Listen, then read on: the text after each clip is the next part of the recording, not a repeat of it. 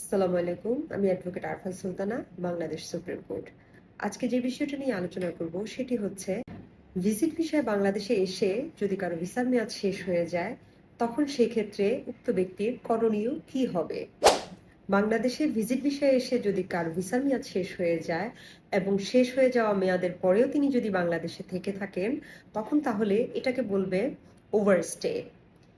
এটা একটি আইনত অপরাধ। তবে যদি আপনি সঠিক নিয়মে আপনার ভিসাটাকে এক্সটেন্ড করতে চান, সেক্ষেত্রে আপনার বৈধভাবে এই দেশের থেকে এক্সিট হওয়ার পারমিশন নিতে হয়। আজকে সেই বিষয়ে বিস্তারিত বলবো। ভিসার মেয়াদ যদি শেষ হয়ে যায়, তাহলে নিজে থেকেই ভিসা ইমিগ্রেশন অফিসে আপনাকে রিপোর্ট করতে হবে। এটা আপনার জন্য বাড়তি ফ্যাসিলিটি অ্যাড করবে। এক্সিট পারমিশন যদি আপনি নিতে চান, সেক্ষেত্রে আপনাকে ভিসা ইমিগ্রেশন অফিসে যেতে হবে।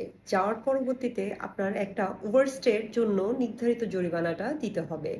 এই জরিমানা অনুযায়ী আপনার প্রত্যেক দিনের একটা নির্ধারিত খরচ, যেটা গভর্নমেন্ট নির্ধারণ করেছেন ওভারস্টের জন্য, সেটা দিয়ে আপনাকে এক্সিট ভিসার জন্য অ্যাপ্লাই করতে হবে। জরিমানা পরিশোধ এবং কাগজপত্র যাচাইয়ের পর আপনাকে এক্সিট ক্লিয়ারেন্স দেওয়া হবে এবং আপনি এই দেশ থেকে বৈধভাবে ত্যাগ করতে পারবেন দেশ। তবে আপনার ওভারস্টে যদি 6 মান্থের বেশি হয়, সেক্ষেত্রে আপনার হোম মিনিস্ট্রি থেকে একটা পারমিশন লাগবে।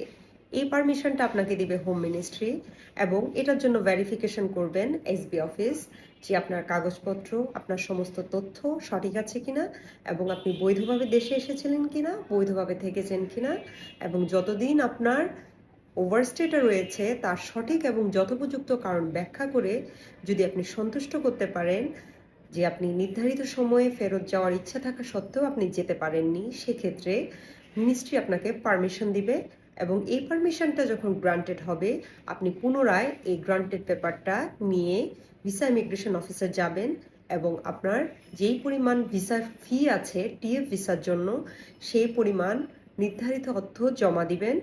জমা দেওয়ার পরবর্তীতে আপনাকে টিএফ ভিসার জন্য এলিজিবল ঘোষণা করা হবে এবং আপনি এই দেশ থেকে বৈধভাবে ত্যাগ করতে পারবেন। অর্থাৎ আমাদের বাংলাদেশ থেকে আপনি যে দেশের নাগরিক, যে দেশ থেকে এসেছিলেন ভিজিট ভিসায়, সেই দেশেই আবার পুনরায় ফেরত যেতে পারবেন। নিজ থেকে যদি আপনি কোনো রিপোর্ট করে থাকেন ভিসা ইমিগ্রেশন অফিসে যে আপনি যেতে পারছেন না, সেক্ষেত্রে আপনার বিরুদ্ধে কোনো ফৌজদারি মামলা হবে না। তবে যদি আপনি লুকিয়ে থাকেন, পালিয়ে থাকেন, সেক্ষেত্রে যদি আপনি ধরা পড়েন, আপনার বিরুদ্ধে ফৌজদারি মামলা হতে পারে এবং আপনি বাংলাদেশে আসার জন্য চিরতরে ব্ল্যাকলিস্টেড হয়ে যেতে পারেন। প্রয়োজনে একজন ইমিগ্রেশন লয়ারের সহায়তা নেবেন। কাজটা খুবই সেন্সিটিভ এবং বাংলাদেশে আসার জন্য আপনাদেরকে পুনরায় স্বাগত।